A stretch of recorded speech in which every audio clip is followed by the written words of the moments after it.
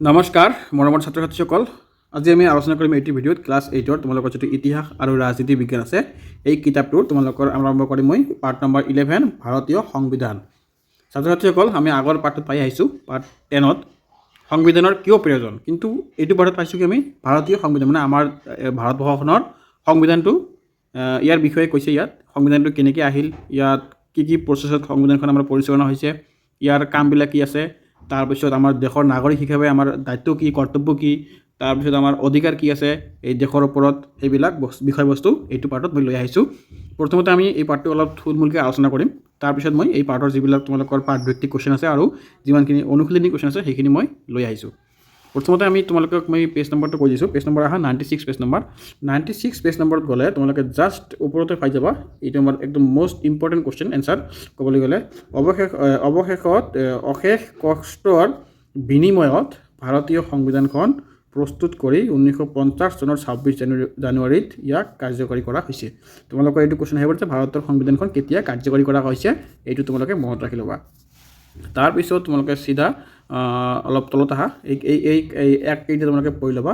1861 চনৰ ব্ৰিটিছ চৰকাৰে ভাৰত পৰিষদ আইন ইণ্ডিয়ান কাউন্সিল এক্ট গঠন কৰে।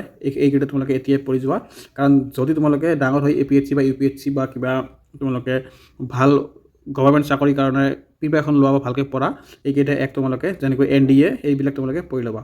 এই এক্টবিলাক তোমালোকৰ অহাৰ চান্স থাকে। ইয়াত কি দিছে, 1861 চনৰ ব্ৰিটিছ চৰকাৰে ভাৰত পৰিষদ আইন, তাৰপিছত চোৱা 1892 চনৰ সংশোধিত ভাৰত পৰিষদ আইন, মানে এই আইনটোৱে এইটো চনত আকৌ সংশোধন কৰিছিল। তাৰপিছত অহা 1919 চনত ভাৰত চৰকাৰৰ আইন গভৰ্ণৰ অফ ইণ্ডিয়া এক্ট, এইটো আমাৰ খুবেই ইম্পৰ্টেণ্ট এক্ট। এই এক্টটো আমাৰ সংবিধানখন এই এক্ট যিটো আছে এইটো এই এক্টমতে আমাৰ ভাৰত চলিছিল। আমাৰ সংবিধানখন এই এক্টৰ পৰা বহুতখিনি মিল আছে। তাৰপিছত অহা 1919 চনৰ ভাৰত চৰকাৰ আইন, এইটো আকৌ 1919 অলপ সংশোধন কৰিছিল। আকৌ এইটো কি দিছে, 1919 চনৰ ভাৰত চৰকাৰে মানে বছৰে বছৰে এক্টবিলাক সংশোধন কৰিছিল, মানে এমেণ্ডমেণ্ট কৰিছিল। এমেণ্ডমেণ্ট তোমালোকে বুজি পোৱা নে নাই, ইংৰাজী মিডিয়ামবিলাকে বুজি পাব, কিন্তু এইটো সংশোধন বুলি কয় অসমীয়াত। তাৰপিছত অহা 1935 চনত ভাৰত চৰকাৰ, এতিয়াও খুবেই গুৰুত্বপূৰ্ণ আইন। আমাৰ সংবিধানখন এই আইনৰ জৰিয়তে বহুত কি আছে, মিল আছে এই আইনমতে। তাৰপিছত অহা 1947 চনৰ জুলাই মাহত ব্ৰিটিছ সংসদত গৃহীত হোৱা আইন অনুসৰি 1947 চনৰ 15 আগষ্ট তাৰিখে ভাৰতে স্বাধীনতা লাভ কৰে। আছেনে, ভাৰতে স্বাধীনতা কেনেকৈ লাভ কৰিছিল এতিয়া গম পাইছে চাগে তোমালোকে। আমাৰ এইটো খুবেই ইম্পৰ্টেণ্ট হয়, তোমালোকে এইবিলাক চাই ল'বা অলপ। তাৰপিছত তোমালোকে আহা চিধা তলত আহিলে ইয়াত পাবা কি, মই তোমালোকক দেখাই আছোঁ। 1935 চনৰ ভাৰত চৰকাৰ আইন গ্ৰহণ কৰা হয়। এই আইনখন ভাৰতীয় সাংবিধানিক ইতিহাসত অতি গুৰুত্বপূৰ্ণ গণ্য কৰা হয়, তোমালোকে এইটো মনত ৰাখিবা। তাৰপিছত অহা তলত কি দিছে, সেই অনুসৰি 1946 চনৰ কেবিনেট মিছন ভাৰতলৈ আহে। 1946 চনত আমাৰ কি আহিছিলে, এটা কেবিনেট মিছন। এই কেবিনেট মিছন মতে আমাৰ ভাৰতৰ সংবিধানখন প্ৰস্তুত কৰা হৈছে। মানে যিকোনো এটা কাম কৰিবলৈ হ'লে আমি একচুৱেলি কি কৰোঁ, এটা কমিটি গঠন কৰোঁ বা কিবা এটা মানে আমি মেল এটা সৃষ্টি কৰোঁ, মানে মানুহে তাত বৈঠক হয়, কিবা এটা সংগঠন বা যেনেকুৱা হয় কিবা তোমালোকে বুজি লোৱা এইটো। ঠিক তেনেকৈ সংবিধান যেতিয়া আমি প্ৰস্তুত কৰিছোঁ তাতে এটা কি আছিল, কমিটি আছিল, এইটো কমিটিৰ নাম হৈছে কেবিনেট মিছন।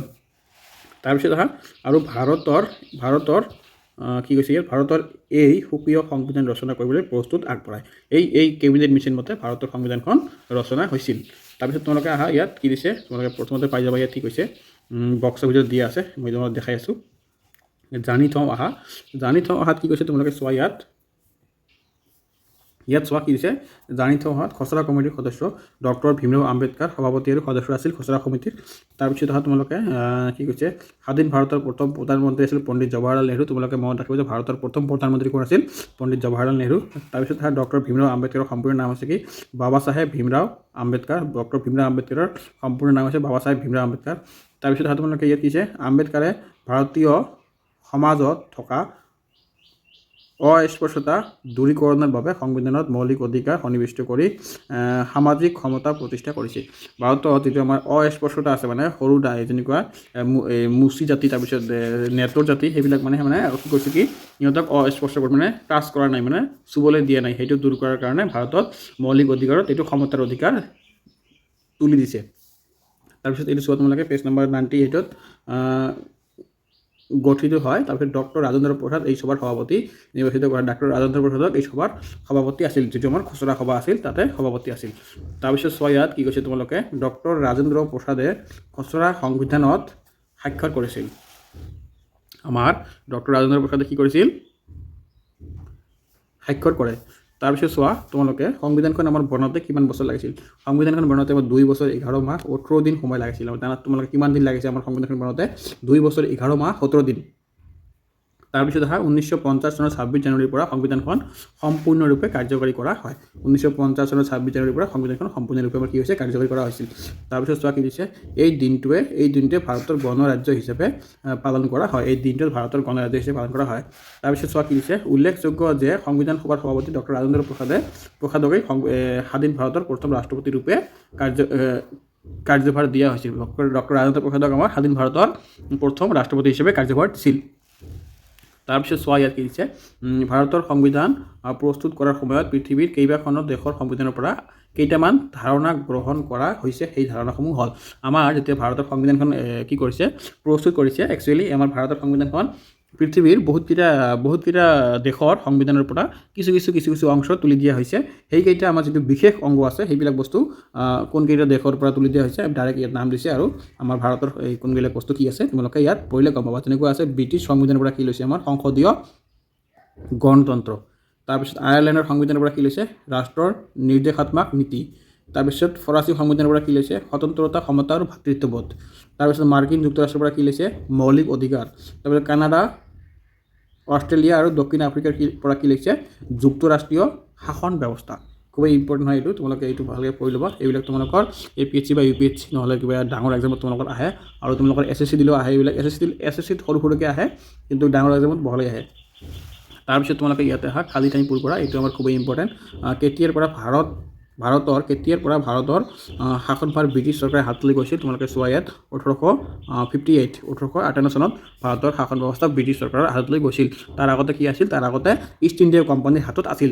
ইষ্ট ইণ্ডিয়া কোম্পানীয়ে এই যুদ্ধত হাৰাৰ পিছত ডাইৰেক্ট ব্ৰিটিছ চৰকাৰে লৈছিল তাৰপিছত খ নম্বৰ চোৱা কোন চনত ব্ৰিটিছ চৰকাৰে ভাৰতত পৰিষদ আইন গ্ৰহণ কৰিছিল এইটো হ'ব 1861 চনত তাৰপিছত চোৱা গ নম্বৰত মহাত্মা গান্ধীয়ে কেতিয়া এখন সংবিধান দাবী কৰিছিল মহাত্মা গান্ধীয়ে ব্ৰিটিছ চৰকাৰৰ ওপৰত আমাক এখন সংবিধান লাগে বুলি দাবী কৰিছিল কিমান চনতে চোৱা 1922 চনতে মহাত্মা গান্ধীয়ে আমাক সংবিধান লাগে বুলি দাবী কৰিছিল তাৰপিছত চোৱা ঘ নম্বৰত কি সংবিধান সভাৰ সভাপতি কোন আছিল সংবিধান সভাৰ সভাপতি আমি আগতে গম পাইছোঁ ৰাজেন্দ্ৰ প্ৰসাদ সংবিধানৰ খচৰা কমিটিৰ সভাপতি কোন আছিল এইটো হ'ব আম্বেদকাৰ তাৰপিছত চোৱা আৰু এটা অপশ্যন কি দিছে কোন দেশৰ সংবিধানৰ আৰ্হিত আমাৰ সংবিধানত ৰাষ্ট্ৰৰ নিৰ্দেশাত্মক নীতি অন্তৰ্ভুক্ত কৰা হৈছে তোমালোকে এতিয়াই পাই আহিলা ৰাষ্ট্ৰৰ নিৰ্দেশাত্মক নীতি যেনেকুৱা দি আছে আয়াৰলেণ্ডৰ সংবিধান ৰাষ্ট্ৰৰ নিৰ্দেশাত্মক নীতি ঠিক তেনেকুৱা এইটো প্ৰশ্নৰ উত্তৰ হ'ব আয়াৰলেণ্ড তাৰপিছত তোমালোকে পেজ নম্বৰ 99 তোমালোকে ইয়াত চোৱা ভাৰতীয় সংবিধানৰ প্ৰস্তাৱনা ইয়াতো আমাৰ ইম্পৰ্টেণ্ট হয় যিদৰে একোখন গ্ৰন্থ পাতনি থাকে ঠিক সেইদৰে ভাৰতীয় সংবিধানতো আমেৰিকা যুক্তৰাষ্ট্ৰৰ সংবিধানৰ আৰ্হিত এটি পাতনি সংযোগ কৰিছে এই পাতনিক সংবিধানৰ প্ৰস্তাৱনা বুলি কোৱা হয় সংবিধানৰ প্ৰস্তাৱনা বুলি ক'লে তোমালোকে সহজ ভাষাত বুজি লোৱা যেনেকুৱা এখন কিতাপৰ প্ৰথমতে চাবা ডাইৰেক্ট তোমালোকে কিতাপখন মেলুৱাই নাচাবা যে সূচীপত্ৰ বা কিবাকিবি ডাইৰেক্ট নাচাবা এনেকৈ প্ৰথমতে কিবাকিবি লিখা থাকে না কিতাপখনৰ আগত যে এই বস্তুটো এনেকুৱা থাকে এই কিতাপতো ইয়ে লিখিছে বা অসম চৰকাৰৰ আণ্ডাৰত এইটো কিতাপ আছে এই বস্তু দিয়ে কৈছে আমাৰ প্ৰস্তাৱনা সংবিধানৰ প্ৰথম পেজত আছে কি প্ৰস্তাৱনা তাৰপিছত ইয়াত চোৱা কি দিছে তৃতীয়তে ভাৰতীয় সংবিধানৰ প্ৰস্তাৱনাত 1976 চনৰ সংবিধানৰ 42তম সংশোধনীৰ দ্বাৰা সমাজবাদ আৰু ধৰ্ম নিৰপেক্ষ শব্দটো সংযোগ কৰা হৈছে তোমালোকৰ কোৱেশ্যন আহিব পাৰে যে সমাজবাদ আৰু ধৰ্ম নিৰপেক্ষ আদৰ্শ সংযোগ কৰা হৈছে কিমান চনত আৰু কোনটো সংশোধনীৰ দ্বাৰা তোমালোকে লিখিবা 42তম সংশোধনীৰ দ্বাৰা আৰু 1976 মানে 76 চনত তাৰপিছত তোমালোকে আহা এইবিলাক কি কৈছে লিখিত আৰু দীৰ্ঘতম সংবিধান আমাৰ সংবিধানৰ কিমানটা অনুচ্ছেদ আছিল তোমালোকে চোৱা ইয়াত 395টা অনুচ্ছেদ 22টা অধ্যায় আৰু 12টা আমাৰ কি অনুসূচী তোমালোকে এইটো মনত ৰাখিবা আৰু আমাৰ সংবিধানটো কি হয় নমনীয় আৰু অনমনীয় সংবিধানৰ বৈশিষ্ট্যৰে সংমিশ্ৰিত সংবিধান বুলি কোৱা হয় এইটো আমাৰ খুবেই ইম্পৰ্টেণ্ট তাৰপিছত চোৱা তোমালোকে আৰু এটা ইম্পৰ্টেণ্ট হৈছে বক্সৰ ভিতৰত এইটো কি কৈছে কেন্দ্ৰীয় তালিকাৰ বিষয়বস্তু আৰু ৰাজ্যিক তালিকাৰ বিষয়বস্তু আৰু এটা কি যে উমৈহতীয়া তালিকাৰ বিষয়বস্তু এইটো তোমালোকে বুজি পোৱা নে নাই কেন্দ্ৰীয় তালিকাৰ বিষয়বস্তু মানে যিবিলাক কাম মানে অকল জাষ্ট কেন্দ্ৰই কৰিব পাৰে কেন্দ্ৰ মানে আমাৰ যেনেকৈ ভাৰত চৰকাৰ আৰু ৰাজ্যিক মানে হ'ল যেনেকৈ আমাৰ অসম চৰকাৰ কেন্দ্ৰ হ'লে আমাৰ ক'বলৈ গ'লে আমি যিবিলাক কাম কাজ মোদী বা অমিত শ্বাহ বা পাৰ্লিয়ামেণ্ট এইবিলাকৰ দ্বাৰা পৰিচালিত হয় আৰু যিবিলাক কাম কাজ ৰাজ্যিক ক'বলৈ গ'লে যিবিলাক কাম কাজ আমাৰ ৰাজ্যৰ দ্বাৰা যেনেকৈ হেমন্ত ৰমেশ পেগু পি হাজৰিকা তেওঁলোকৰ দ্বাৰা পৰিচালিত হয় আৰু উমৈহতীয়া মানে কিছুমান কাম আছে আমাৰ ইণ্ডিয়াত ভাৰতত যেনেকুৱা সেইটো কাম কেন্দ্ৰও কৰিব পাৰে আৰু ৰাজ্য চৰকাৰেও কৰিব পাৰে সেই কামবিলাকক আমি ইয়াত ভগাই দিছে যেনেকুৱা কেন্দ্ৰীয় তালিকাৰ বিষয়বস্তু কেন্দ্ৰীয় তালিকাত প্ৰায় 100টা বিষয়বস্তু আছে যেনেকুৱা প্ৰতিৰক্ষা তাৰপিছত বৈদেশিক সম্পৰ্ক মুদ্ৰা বাণিজ্য প্ৰতিৰক্ষা মানে আমাৰ যিটো আমাৰ ছিকিউৰিটি কয় তাৰপৰা বৈদেশিক সম্পৰ্ক মানে বেলেগ দেশৰ লগত সম্পৰ্ক আৰু মুদ্ৰাটো আমাৰ টকা পইচা আৰু বাণিজ্য মানে বিজনেছ তাৰপিছত তাহা ৰাজ্যিক চৰকাৰত কি আছে ৰাজ্যিক চৰকাৰত আছে 61টা বিষয়বস্তু আছে যেনেকুৱা আভ্যন্তৰীণ আইন শৃংখলা মানে নিজাকৈ কিবা কিবি আইন বনোৱাৰ কাৰণে তাৰপিছত কৃষি আৰু শিক্ষা আমাৰ কাৰ আণ্ডাৰত ৰাজ্যিক চৰকাৰৰ আণ্ডাৰত তাৰপিছত তাহা উমৈহতীয়া চৰকাৰ যিবিলাক কাম কাজ ৰাজ্য চৰকাৰেও কৰিব পাৰে কেন্দ্ৰ চৰকাৰেও কৰিব পাৰে সেইটো হৈছে কি কেন্দ্ৰীয় আৰু ৰাজ্যিক চৰকাৰৰ কৰিব পৰা আইনসমূহ তাৰপিছত তোমালোকে মৌলিক অধিকাৰ আৰু কৰ্তব্য ৰাষ্ট্ৰ পৰিচালনাৰ নিৰ্দেশাত্মক নীতি তোমালোকে এইবিলাক জানি ল'বা ইয়াতে চোৱা কি দিছে এটা কুৱেশ্যন শিশুক 6 পৰা 18 বছৰ বয়সলৈ বিনামূলীয়া আৰু বাধ্যতামূলক শিক্ষা ব্যৱস্থা প্ৰদান কৰা উচিত তাৰপিছত তোমালোকে ইয়াত কিবিলাক মনত ৰাখিবলগীয়া কথা এইবিলাক তোমালোকে পঢ়ি ল'বা ভিডিঅ'টো এনে বহুত ডাঙৰ হৈ গ'ল তোমালোকে এইবিলাক পঢ়ি ল'বা 1901 আইনকেইটা পঢ়ি ল'বা আৰু ইয়াত তোমালোকে এইখিনি পঢ়ি ল'বা 1950 26 জানুৱাৰী তাৰিখে সংবিধানখন সম্পূৰ্ণৰূপে কাৰ্যকৰী হৈছিল আৰু এতিয়া তোমালোকে অনুশীলনী কুৱেশ্যনখিনি এইবিলাক কুৱেশ্যন লৈ আহিছোঁ নেক্সট তোমালোকে পাই যাবা ভিডিঅ'টো স্কিপ নকৰিবা ইয়াতে পাই যাবা এইখিনি গোটেইখিনি কুৱেশ্যন ধুনীয়াকৈ লৈ আহিছোঁ তাৰপিছত তোমালোকে কি কৰিবা এই খালী ঠাইখিনি তোমালোকে কি কৰা খালী ঠাইখিনি তোমালোকে লিখি লোৱা ভাৰতীয় সংবিধানত 395 অনুচ্ছেদ 22 অধ্যায় আৰু 12টা অনুসূচী আছে তাৰপিছত সংবিধানে ক্ষমতাসমূহ দেশ তালিকাত ভাগ কৰিছে এইটো মই তোমালোকে ভিডিঅ'ত পাই যাবা মই ইয়াতে ডাঙৰ হয় দেখি লিখা নাই তোমালোকে চাই থাকা ভিডিঅ'ত পাই যাবা তাৰপিছত ইফালে মই ইফালে লিখি দিছোঁ সংবিধানৰ 42তম সংশোধনৰ যোগেদি সংবিধানৰ প্ৰস্তাৱনাত সমাজবাদী শব্দটো সংযোগ কৰা হৈছে তাৰপিছত সংবিধানৰ খচৰা কমিটিৰ অসমৰ সদস্যজন কোন আছিল সৈয়দ মহম্মদ লিখি দিবা তোমালোকে তাৰপিছত তোমালোকে উত্তৰ লিখি এইবিলাক কৈছে মই লৈ আহিছোঁ তাৰপিছত এটা সদত প্ৰকাশ কৰা এইবিলাক ইয়াতে মই অনা নাই মই পিছত পাই যাবা তোমালোকে এই ভিডিঅ'ৰ লাষ্টতে পাই যাবা তাৰপিছত 5 নম্বৰটো অংশৰ লগত বা অংশ মিলোৱা যেনেকৈ ক নম্বৰত দি আছে ব্ৰিটিছ সংবিধানৰ পৰা কি লোৱা হৈছে সংসদীয় গণতন্ত্ৰ তাৰপিছত কানাডা অষ্ট্ৰেলিয়া দক্ষিণ আফ্ৰিকাৰ পৰা কি লোৱা হৈছে যুক্তৰাষ্ট্ৰীয় শাসন ব্যৱস্থা তাৰপিছত মাৰ্কিন যুক্তৰাষ্ট্ৰৰ পৰা কি লোৱা হৈছে মৌলিক অধিকাৰ ফৰাচী সংবিধানৰ পৰা কি লোৱা হৈছে স্বতন্ত্ৰতা ক্ষমতা আৰু ভাতৃত্ববোধ তাৰপিছত আয়াৰলেণ্ডৰ পৰা কি লৈছে আমাৰ যুক্তৰাষ্ট্ৰীয় শাসন ব্যৱস্থা এইখিনি তোমালোকে চাই লোৱা দগাই লোৱা কিতাপত আৰু নেক্সটত তোমালোকে ভিডিঅ'টো স্কিপ নকৰিবা চাই থাকা তোমালোকে নেক্সটত বাকীবিলাক কুৱেশ্যন পাই যাবা ছাত্ৰ ছাত্ৰীসকল এতিয়া তোমালোকে পাঠৰ যিবিলাক অনুশীলনী কুৱেশ্যন আছে ক্লাছ 8ৰ লেচন 11ৰ চোৱা ইয়াত দি আছে কি আমাৰ ভাৰতীয় সংবিধান এইটো আমাৰ চোৱা তোমালোকে ইয়াৰ অনুশীলনী কুৱেশ্যনখিনি প্ৰথমত চোৱা কি দি আছে আমাৰ ভাৰতীয় সংবিধানখন ৰচনা কৰোঁতে কিমান সময় লাগিছিল এইটো তোমালোকে চোৱা কি কৈছে ভাৰতীয় সংবিধানখন ৰচনা কৰোঁতে 2 বছৰ 11 মাহ 18 দিন সময় লাগিছিল এইটো মই আগতে কৈ আহিছোঁ একবাৰ আৰু কৈ দিছোঁ তোমালোকৰ সুবিধাৰ কাৰণে কোন চনত ভাৰতীয় সংবিধানখন সম্পূৰ্ণৰূপে কাৰ্যকৰী কৰা হয় ইয়াৰ উত্তৰটো চোৱা 1950 চনৰ 26 জানুৱাৰী তাৰিখে ভাৰতীয় সংবিধানখন সম্পূৰ্ণৰূপে কাৰ্যকৰী কৰা হয় তাৰপিছত গ নম্বৰত কেতিয়াৰ পৰা ভাৰতত সদস্য নিৰ্বাচন প্ৰক্ৰিয়া আৰম্ভ হয় ইয়াৰ উত্তৰটো চোৱা তোমালোকে কি দিছে 1892 চনৰ সংশোধিত ভাৰত পৰিষদ আইন মতে ভাৰতত সদস্য নিৰ্বাচন প্ৰক্ৰিয়া আৰম্ভ হয় তাৰপিছত ঘ নম্বৰত 1935 চনৰ ভাৰত চৰকাৰ আইনত কি ব্যৱস্থা প্ৰৱৰ্তন কৰা হৈছিল ইয়াৰ উত্তৰত চোৱা কি দিছে 1935 চনৰ ভাৰত চৰকাৰ আইনত সাহিত্য আৰু যুক্তৰাষ্ট্ৰীয় শাসন ব্যৱস্থা প্ৰৱৰ্তন কৰা হৈছিল তোমালোকে কুৱেশ্যনবিলাক পঢ়ি ল'বা তাৰপিছত তোমালোকে 19 নম্বৰ কি দিছে 19 নম্বৰ কি দিছে সংবিধান সভাৰ খচৰা কমিটিখন কেতিয়া গঠন কৰা হৈছিল ইয়াৰ উত্তৰটো চোৱা কি দিছে আমাৰ সংবিধান সভাৰ খচৰা কমিটিখন 1947 চনৰ 29 আগষ্ট তাৰিখে গঠন কৰা হৈছিল এতিয়া তোমালোকে খালী ঠাইখিনি মই তোমালোকক তাতে লিখি দিছোঁ ওপৰতে পাই গৈছা এইটো আৰু মই তোমালোকক ডাবল কৈ নাযাওঁ নহ'লে ভিডিঅ'টো বহুত ডাঙৰ হৈ যাব কিন্তু তোমালোকে ইয়াত গ নম্বৰটো চাই ল'বা কি দিছে সংবিধানৰ 42তম সংশোধনৰ যোগেদি সংবিধান প্ৰস্তুত কৰোঁতে কি আমাৰ শব্দ তুলি দিছিল ইয়াত তোমালোকে সমাজবাদী শব্দটো সংযোগ কৰা হৈছিল তাৰপিছত তোমালোকে এইবিলাক পাইছে আগতে এতিয়া 3 নম্বৰত উত্তৰ লিখা যেনেকৈ ক নম্বৰত কি দি আছে আমাৰ ভাৰতৰ সংবিধানখন কিয় দীৰ্ঘতম সংবিধান বুলি কোৱা হয় ইয়াৰ উত্তৰত চোৱা কি দিছে ভাৰতৰ সংবিধানত 395টা অনুচ্ছেদ 12টা অধ্যায় আৰু 22টা অধ্যায় আৰু 12টা অনুসূচী আছে, সেইবাবে ভাৰতৰ সংবিধানখন দীৰ্ঘতম বুলি কোৱা হয়। তাৰপিছত অহা তোমালোকে কি খ নম্বৰত সংমিশ্ৰিত সংবিধান মানে কি? সংমিশ্ৰিত সংবিধান মানে কি তোমালোকে ইয়াত গম পাই যাব। এতিয়া আগতে মই ভালকৈ বুজাই দিছোঁ, এতিয়া তোমালোকে উত্তৰখিনি চোৱা কি দিছে। নমনীয় আৰু অনমনীয় বৈশিষ্ট্যৰে গঠিত সংবিধানক সংমিশ্ৰিত সংবিধান বুলি কোৱা হয়। আমাৰ ভাৰতৰ সংবিধানখন এখন কি সংমিশ্ৰিত সংবিধান, মানে নমনীয় আৰু অনমনীয় দুয়োটাই। এতিয়া আহা গ নম্বৰত ৰাষ্ট্ৰ পৰিচালনাৰ নিৰ্দেশাত্মক নীতিৰ প্ৰধান উদ্দেশ্যসমূহ কি কি?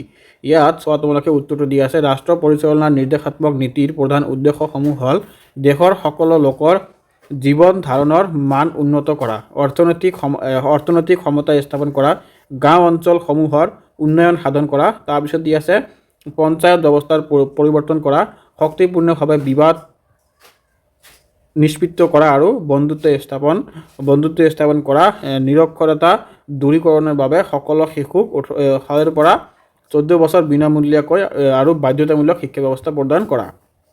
তাৰপিছত দি আছে কি সমাজৰ পিছপৰা সম্প্ৰদায়ৰ বাবে বিশেষ সংৰক্ষণ ব্যৱস্থা আদি। তাৰপিছত চোৱা ঘ নম্বৰত কি দিছে। কোন দেশৰ সংবিধানৰ আৰ্হিত আমাৰ সংবিধানত নিৰ্দেশাত্মক নীতি অন্তৰ্ভুক্ত কৰা হৈছে? ইয়াৰ উত্তৰটো চোৱা। আয়াৰলেণ্ডৰ সংবিধানৰ আৰ্হিত আমাৰ দেশত নিৰ্দেশাত্মক নীতি অন্তৰ্ভুক্ত কৰা হৈছে। মই এটা আগতে কৈ আহিছোঁ। 4 নম্বৰ চোৱা এটা শব্দত প্ৰকাশ কৰা। ইয়াত কি দিছে ক নম্বৰত যি ৰাষ্ট্ৰৰ মুৰব্বী বংশানুক্ৰমিকভাৱে নহয়, এইটো হ'ব কি আমাৰ গণৰাজ্য। খ নম্বৰ কি দিছে যি ৰাষ্ট্ৰ বিদেশী শাসনৰ পৰা মুক্ত তাকে কি বুলি কয় আমাৰ সাৰ্বভৌম ৰাজ্য বুলি কয়, ৰাষ্ট্ৰ বুলি কয়। যি ৰাষ্ট্ৰত কোনো ৰাষ্ট্ৰীয় ধৰ্ম নাই এইটো হ'ব ধৰ্ম নিৰপেক্ষ। ঘ নম্বৰত কি দিছে যি ৰাষ্ট্ৰই জনসাধাৰণৰ কল্যাণ কামনা কৰে তাক কি কোৱা হয় কল্যাণকামী ৰাষ্ট্ৰ। তাৰপিছত দেখা 5 নম্বৰত স অংশৰ লগত বা অংশ মিলোৱা। এইটো মই আগতে তোমালোকক ওপৰত পাই আহিছা কিবিলাক আস্তানাবিলাক, এইটো মই কৈ নাযাওঁ, তথাপি তোমালোকে চাব পাৰা, ইয়াতে চাই ল'বা। তাৰপিছত আহা 6 নম্বৰ কি দিছে ভাৰতীয় সংবিধানৰ ঐতিহাসিক পটভূমিৰ বিষয়ে চমুকৈ লিখা। ইয়াত উত্তৰত কি দিছে 1922 চনত মহাত্মা গান্ধীয়ে দেশখনৰ বাবে ভাৰতীয়সকলে নিজে ৰচনা কৰা এখন সংবিধানৰ দাবী কৰিছিল। ইয়াৰ পিছত 1924 চনৰ স্বৰাজ পাৰ্টীয়ে সংবিধান ৰচনা কৰিবৰ বাবে এখন সংবিধান সভা দাবী তুলিছিল। তাৰপিছত কি দিছে ব্ৰিটিছ চৰকাৰে তেওঁলোকৰ দ্বিতীয় মহাযুদ্ধৰ প্ৰস্তুতিত ভাৰতীয়সকলৰ সমৰ্থন লাভ কৰাৰ উদ্দেশ্যে 1940 চনৰ আগষ্টত প্ৰস্তাৱৰ জৰিয়তে এই সুকীয়া সংবিধানৰ দাবী মানি লৈছিল। সেই অনুসৰি 1946 চনত কেবিনেট মিছন ভাৰতলৈ আহে আৰু ভাৰতৰ বাবে এক সুকীয় সংবিধান ৰচনা কৰিবলৈ প্ৰস্তুত আগবঢ়ায়। 1947 চনৰ 29 আগষ্ট তাৰিখে ডক্টৰ B.R. আম্বেদকাৰক সভাপতি ৰূপে লৈ 6 জন সদস্যৰ সৈতে এখন খচৰা কমিটি গঠন কৰা হয়। তাৰপিছত 1949 চনৰ 26 নৱেম্বৰত সংবিধান সভাৰ সভাপতি ডক্টৰ ৰাজেন্দ্ৰ প্ৰসাদে খচৰা সংবিধানখনত স্বাক্ষৰ কৰে। তাৰপিছতই সংবিধান সভাত ভাৰতৰ সংবিধানখন গৃহীত হয়। সংবিধানখন ৰচনা কৰি ইয়াক সম্পূৰ্ণ কৰালৈকে 2 বছৰ 11 মাহ 18 দিন সময় লাগিছিল, এইটো তোমালোকে আগতে পাই আহিছা। তাৰপিছত 1950 চনৰ 26 জানুৱাৰীৰ পৰা সংবিধানখন সম্পূৰ্ণৰূপে কাৰ্যকৰী কৰা হয়। তাৰমানে 1950 চনৰ 26 জানুৱাৰীত আমাৰ সংবিধানখন ভাৰতৰ মানুহসকলে এইটো আমি মানি চলিছিল সেইদিনৰ পৰাই। তাৰপিছত অহা 7 নম্বৰত সংবিধান প্ৰণয়নত অসমৰ ভূমিকা কি আছিল? মানে সংবিধানখন যেতিয়া ৰচনা কৰিছে আমাৰ অসমে ইয়াত কি গুৰুত্ব পালন কৰিছিল। ইয়াত তোমালোকে এতিয়া অহা উত্তৰত যেনেকুৱা দি আছে ভাৰতৰ সংবিধানখন প্ৰণয়নত অসমৰ বৰণ্য ব্যক্তিসকল হৈছে সৈয়দ মহম্মদ ছাদুল্লাহ, গোপীনাথ বৰদলৈ, ধৰণীধৰ বসুমতাৰী, তাৰপিছত দি আছে ৰেভাৰেণ্ড JJM, তাৰপিছত চোৱা দি আছে Gopinath Bordoloi, Dharanidhar Basumatary, reverend JJM, Nicholas Roy, তাৰপিছত দি আছে নিবাৰণ চন্দ্ৰ লস্কৰ, কুলধৰ চলিহা, তাৰপিছত ৰোহিণী কুমাৰ চৌধুৰী আৰু আব্দুৰ ৰফ। তেওঁলোকৰ মাজত সৈয়দ মহম্মদ ছাদুল্লাহ আছিল সংবিধান সভাৰ খচৰা কমিটিৰ সদস্য। গোপীনাথ বৰদলৈয়ে অসমৰ অনুসূচিত জাতি জনজাতি আৰু পৰ্বত্য জনজাতিৰ স্বাৰ্থ ৰক্ষাৰ্থে গঠিত সংখ্যালঘু উপদেষ্টা সমিতিৰ সভাপতি পদত কাৰ্যভাৰ গ্ৰহণ কৰিছিল। তাৰপিছত 8 নম্বৰত কি দিছে আমাৰ ভাৰতীয় সংবিধানৰ প্ৰস্তাৱনাত থকা মূল আদৰ্শসমূহ বৰ্ণনা কৰা। ইয়াত তোমালোকে চোৱা কি দিছে উত্তৰত ভাৰতীয় সংবিধানৰ প্ৰস্তাৱনাত উল্লেখ থকা মহান আদৰ্শসমূহ হৈছে ন্যায়, স্বাধীনতা, সমতা আৰু ভাতৃত্ববোধ।